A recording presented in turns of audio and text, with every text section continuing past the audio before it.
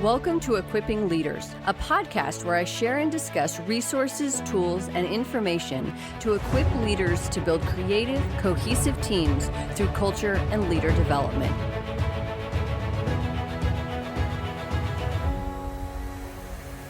Welcome to the Equipping Leaders podcast. I'm your host, Natasha, and today I am sharing a conversation that I had with United States Army Command Sergeant Major Will Rinehart on mentorship. The function of coaching is different from mentoring, but the two can go hand in hand. Will has been a mentor and coach to me for about 10 years, and I can honestly say that any success I had in the Army was due to his guidance, insight, mentorship, and coaching. Good morning. Well, good morning. Could I have you introduce yourself and all the amazing things that you do? My name is Will Rinehart. I'm the Command Sergeant Major for U.S. Army Intelligence and Security Command. We provide the operational intelligence arm for the Department of the Army.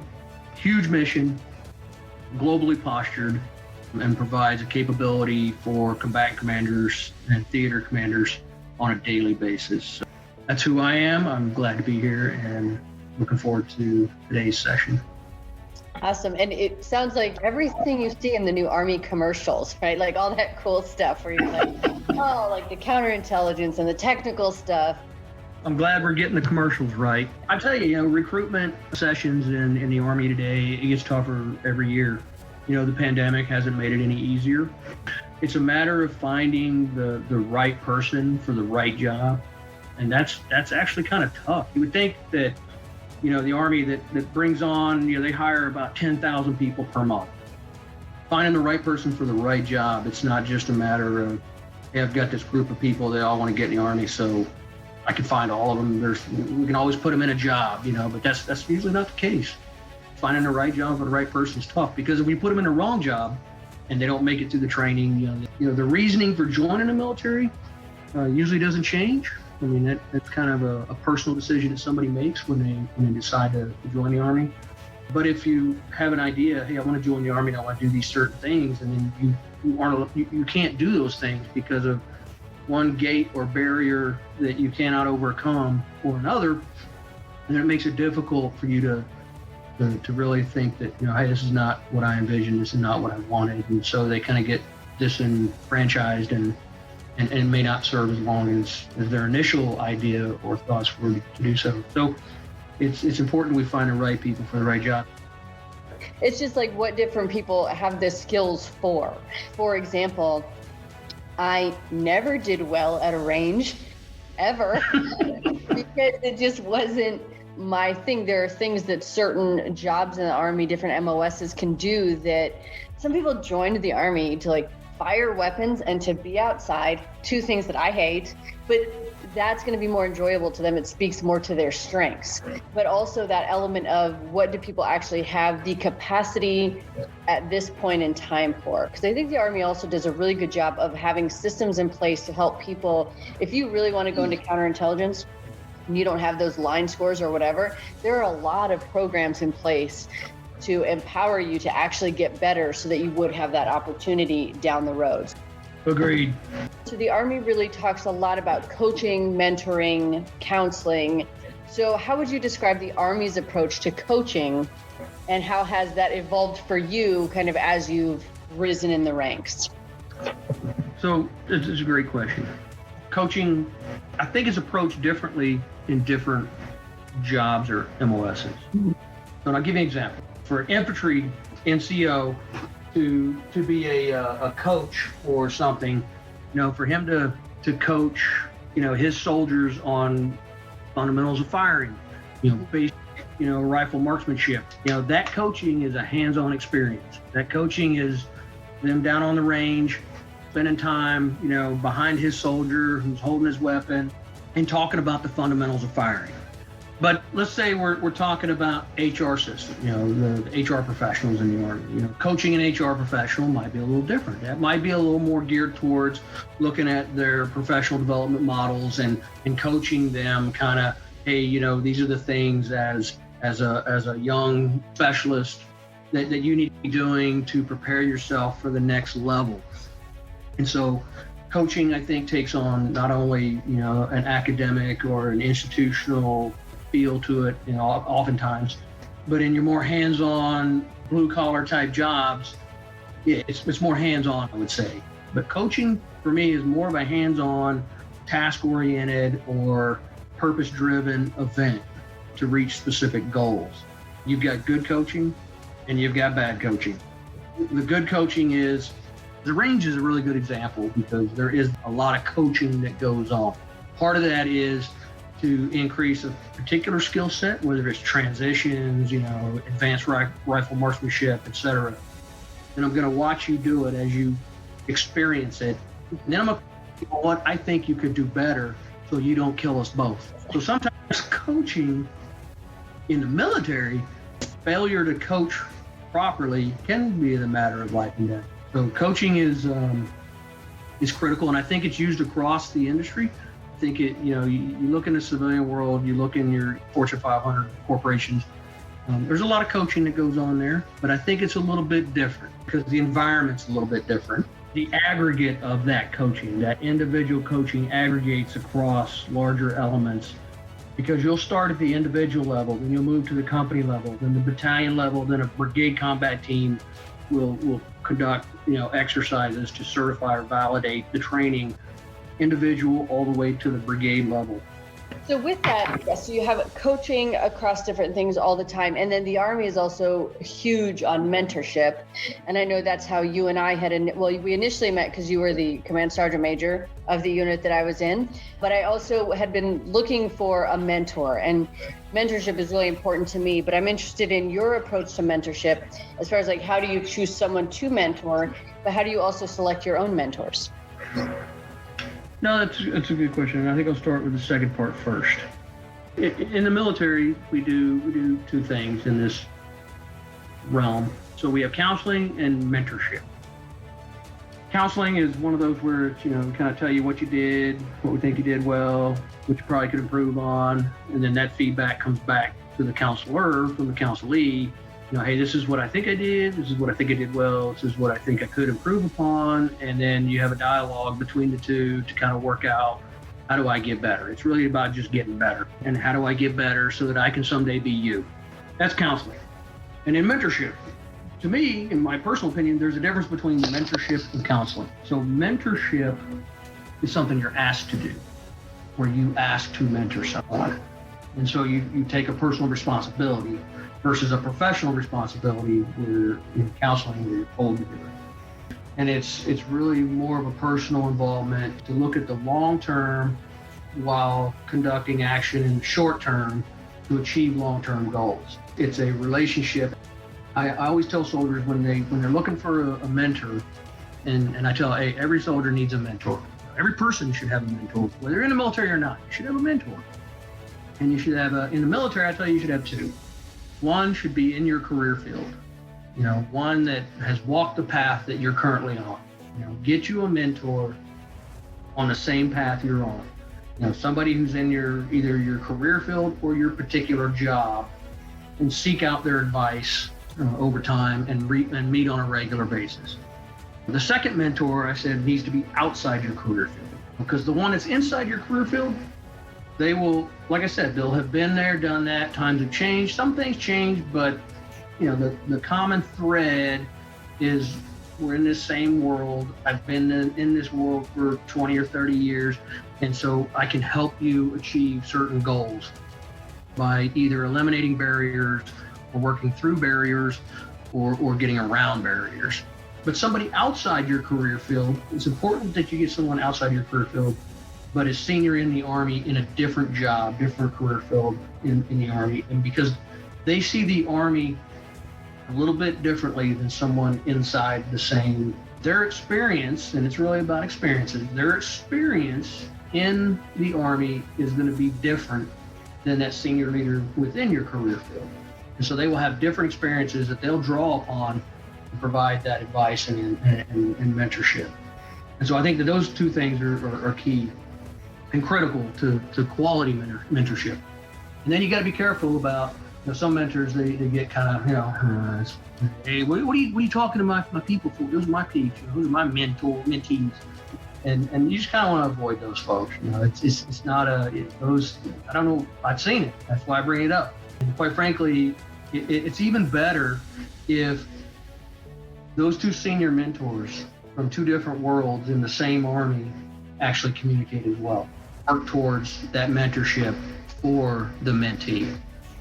And so, I got to, experience that with you. And so there were a number of folks that I would talk to outside, the intel field or the cyber field in things that I felt you needed to do. And in our career field, it all made sense to me, but I would bounce those ideas off of someone else just to make sure that I didn't steer you down a wrong path. And I know that you had other mentors and you shared a lot of that with me, and it was very helpful. Those that are receiving mentorship from anyone certainly should share those experiences with that person, because it'll only make that experience better. Some mentors will at times feel that, they're just, I'm not qualified to mentor you. And that was the case with you. Whenever, we get to talking, we figure out that, hey, multiple doctorate level. I was like, yeah, I'm not that person. I don't have a doctorate. And you're like, no, it's the experience. And you, mentee, was like, no, wait, let me mentor you for just a second. I'm looking for the experience that you have. And so that mentor-mentee relationship, it really does work both ways. What you got to be careful of is whenever your mentor feels like you have nothing to offer them. And that's a pitfall. And I've seen that. And I see that, not a lot, but I do see that from senior leaders that feel that, their advice is the advice and you will provide me nothing, but everything I give you, you should take it and run with it and do exactly as because if you don't, then you're probably gonna fail. That's a pitfall, but it does happen. Any kind of mentorship that anyone does, you have to go into it thinking that not only will I provide you the best personal and professional advice I can give you and how I see it, and I am willing to go to lengths to achieve certain goals for you, with you, but you also got to say, hey, I know that I'm going to learn some things out of this, and be willing to learn from that person, even if they're subordinate in grade or position within a company. It's important that you're receptive to their input as well, to your mentorship, and not get your feelings hurt. The hurt feelings reports, they go out, pretty quick the first time a mentor says, well, that I don't know that I want to do that. Oh, if you don't listen, there's no way you're advancing in this company. You have to achieve these steps and conquer these steps to achieve the next level. And oftentimes what I found is that's just not true. You look at my career, and people that don't know my career will ask me, hey, you're a pretty senior guy in the Army. Today you manage, the Army's entire operational intelligence. How did you get there? I said, well, number one, I got there because I never forgot where I came from. And I had great leaders and I had terrible leaders. And I never forgot that. There's some self-made, success stories out there that we should all pay attention and look at how they got where they were. And you'll oftentimes find that it was not a traditional path. It was not by the numbers, this is how you move up in the company, by basically, because that pathway is usually built over a career. Do you want to be old and finally make it, retire and die? Or do you want to kind of get there a little faster because you're willing to put the work in, willing to do what it takes, legal, moral, ethically, of course, you're willing to do what it takes and put the time in to benefit not only yourself personally, professionally, but also the company or the organization in which you serve. But it's a two-way street, and a lot of times, a lot of mentors will forget that. They'll get kind of caught up in the hype of somebody looking up to them saying, hey, help me get where you are, and they're like, well, let me tell you, little missy, what you need to do. And that's just crazy. You got to remain humble. You got to remain humble as a mentor, because if you're not learning something from your mentee, then you're probably doing it wrong. I'm not saying I got all the answers, but what I am saying is if you find somebody who's willing to put the work in, has the capability and capacity to actually do it and achieve greatness faster than anyone else in the formation, why would you not spend the energy on it? because it's better for the Army, it's better for the unit, it's better for that person. That makes it's real hard to argue with that. As a senior leader in the Army, it starts with the Army. What's best for the Army? What's best for the unit? What's best for the soldier? And I usually get it in that order. There was a number of officers within, the last brigade I was in that, no kidding, Rhodes Scholars, some really intelligent people that were doing great things locally. My vision was always, hey, why don't we take those people and do bigger things at a higher level to provide more across the board, not only for the Army, but for DOD and then the federal government, because they have skills and skill sets and capabilities that the average formation Joe doesn't, based on their experiences and their education or their training or their whatever it may be. And so, I had a lot of Army senior leaders that were on board with that. Unfortunately, a lot of them retired. And when they retired, so did the drive to no kidding, manage talent. What the Army did do was they stood up the Army Talent Management Task Force. And still today, they continue to work towards talent management as a verb. And you got to understand that a lot of us in the last decade were trying to change these things in the Army. We were trying to change them rapidly, and nothing in this bureaucracy changes rapidly.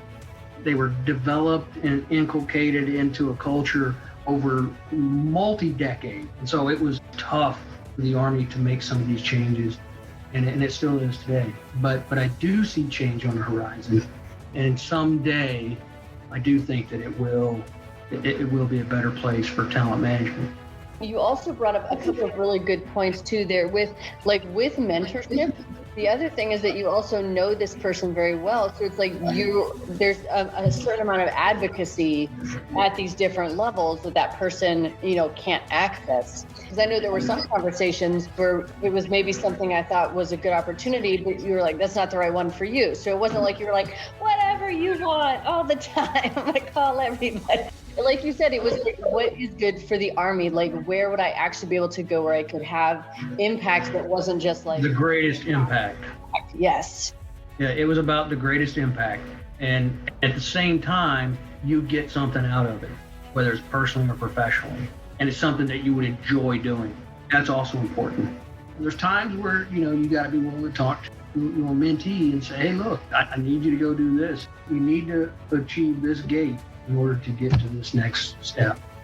I really attribute all of my success in the Army to your mentorship, because I would not have thought to take on the different assignments that I had the opportunity to take if it hadn't been for our conversations. That talent management piece that senior people need to be looking at to keep good people within the Army and to make sure that they get promoted to places where, like you said, they can have impact.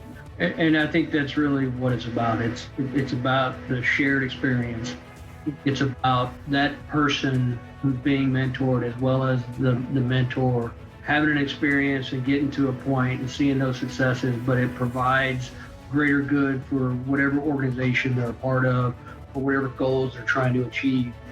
And I'll tell you, I didn't have, growing up, younger in the Army, in my early years, I told you I had terrible leaders and I had, great leaders. I actually almost ETS'd out of the Army on my first enlistment. And, I had orders to transition and everything. Wow. Initially, my first leader, it was about himself. Near the end of my first enlistment, my buddy and I, a guy named Aaron Gillum, we decided that we were going to ETS and we were going to move back to California because we'd gone to DLI together. And so we decided we were going to go back to California, apply for the police academy, police officers and state troopers, actually. It was either state troopers or smoke jumpers, one or the other. And so, we were kind of leaning towards smoke jumping because we were like, that's just awesome. When we both got our orders to transition, I got a new team sergeant. He was talking to his team and he's like, hey, you guys, I got your orders to transition today. Why are you getting out? And I said, well, this place sucks, man. It's, hazing is considered team building, pretty sure my civil rights have been violated on a number of occasions, but, it's not what I was hoping to get out of the Army. I was hoping to get a little something different. And he said, well, well, let me ask you this. I mean, what if you went somewhere else? I mean, there's so much more to do in the Army. There's so many other things and places you could go and do, a whole new career that's not this in the woods all the time, digging holes and sleeping in the ground. There's a long history of military service in my family. And so, I didn't want to get out, but I didn't want to continue on the same route in which I was on. Jump forward. Aaron Gillum, he is a police officer, Awesome. and so he was all about, and of course, he never let me live it down. It was always the, hey man, just graduated the academy. Hey man, got my first post at Barstow, California. I'm driving a Corvette, writing tickets, But at any rate, so I ended up re-enlisting. Did I spend more time in the field? I absolutely spent more time in the field. Went back JRTC a lot, went to NDC a lot, but really learned my craft, my trade craft in the Army, and got to know the Army a little different, a little better. And then I was, now I'm like a buck sergeant, promotable, but I understand more of the Army because of the mentorship I'd received. From there, I knew that, hey, this is what I want to do. I don't want to do anything else. But I had a guy, he was a detachment sergeant, another mentor of mine. His name was Ed Beerstrom.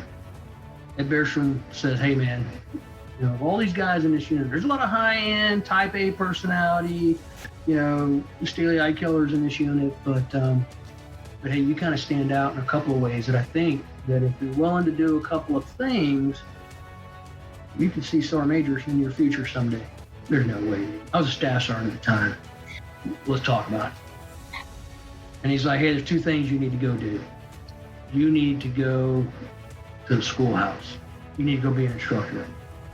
That's a gate that if you don't meet, you won't make sergeant major. And then if you can get a slot in one of the national level SIGINT units, you should do that for about 2 years, then come back. And so I did exactly that. I went to the schoolhouse. I did 2 years. Spent a year of that as an instructor. I spent a year as an AIT platoon sergeant. I left the schoolhouse and I went to Fort Gordon, Georgia, as a senior mission manager, and learned, no kidding, the national level SIGINT and how that could tie to tactical level SIGINT. And then 9/11 happened. And when 9/11 happened, I got a call from 5th Group, and they're like, hey man, what are you doing? And I'll get you back here if you want to come back. And I was like, well, I don't think I can, because I took this first sergeant job. I got hired as a first sergeant over 5 other E8s, and I was an E7 promotable. Along the way, somebody told me, hey man, go interview for that first sergeant job. And I'm like, there's no way I'm getting that. There's like 5 other E8s. I'm just a promotable E7. Go interview for that first sergeant job. Sure enough, I got the job. So of course I told him, I'm like, yeah, absolutely, I want to go back to 5th Group. Because now, knowing what I know from this national level SIGINT, that national tactical integration, I really feel I can make a difference. I went back to 5th Group and spent another 5 years there until I got selected for the academy. And my intent was to retire out of there, and I was fine with that. A couple of the mentors that I picked up because of my time in the soft community, they were 18 series guys, they were Green Berets.